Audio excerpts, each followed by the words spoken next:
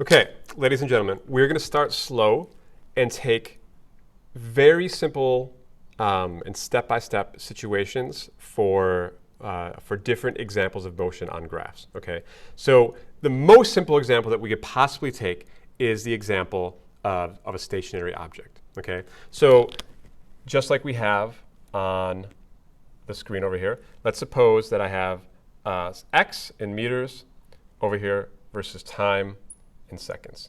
Okay, and I want to show the motion of a stationary object. Okay, so there's +1 here, -1 here, -2. And in the example that I have here, I have the stationary object who is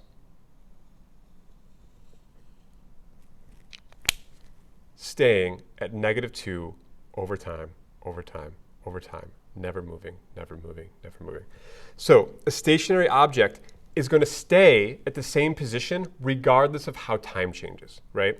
So any time that you have a horizontal line in a position versus time graph, you have stationary motion, or you have a zero velocity, or you have an object that's simply not moving. Okay? All right. So that's the simplest example we have.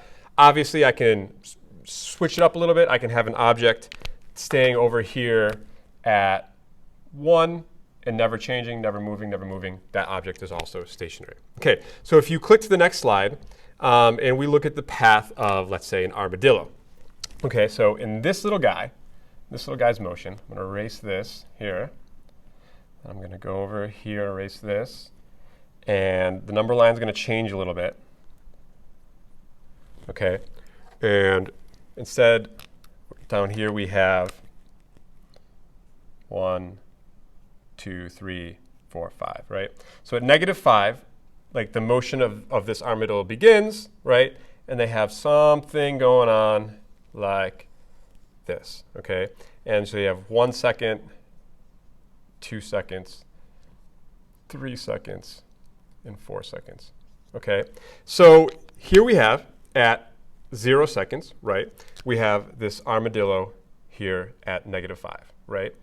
And one thing that you guys are going to learn is that the velocity of an object's motion is simply the slope at any given point on a velocity, on a position versus time graph, right?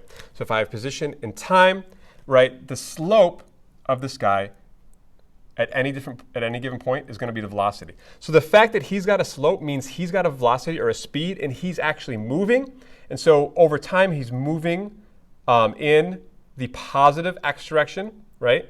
Eventually, at x equals 3, or sorry, at time equals 3, he's at the origin, and the position is x equals 0, right? The origin is always x equals 0, okay?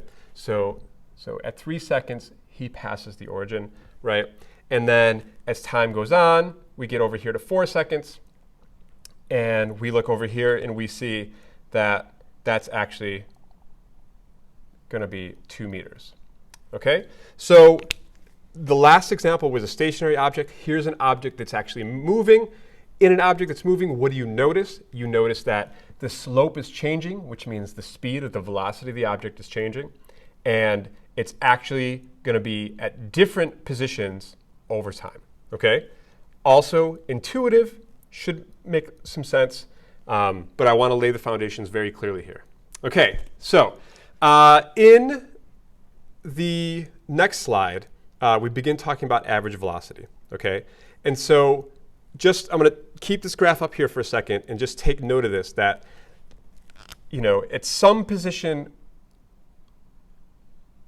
let's take it at 1 second, right, as this example does. And then another position over here at 4 seconds, right?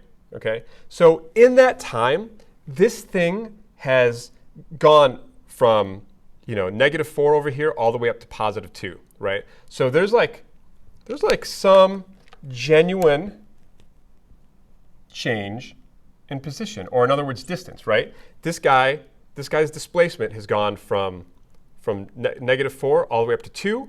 Which is a 6 displacement, right? So the displacement of this guy is equal to 6. He's gone from -4 to 2.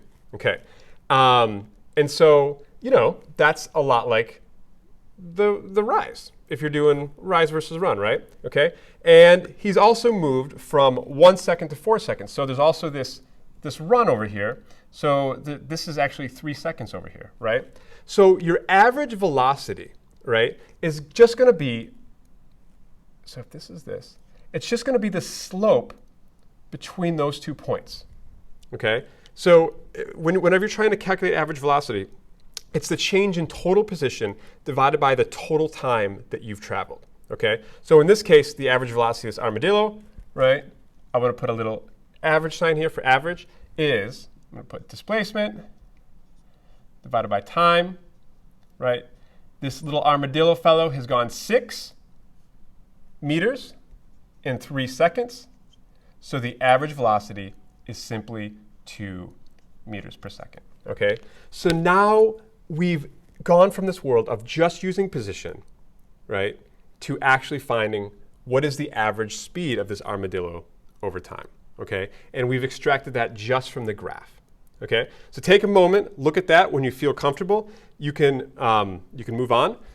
And I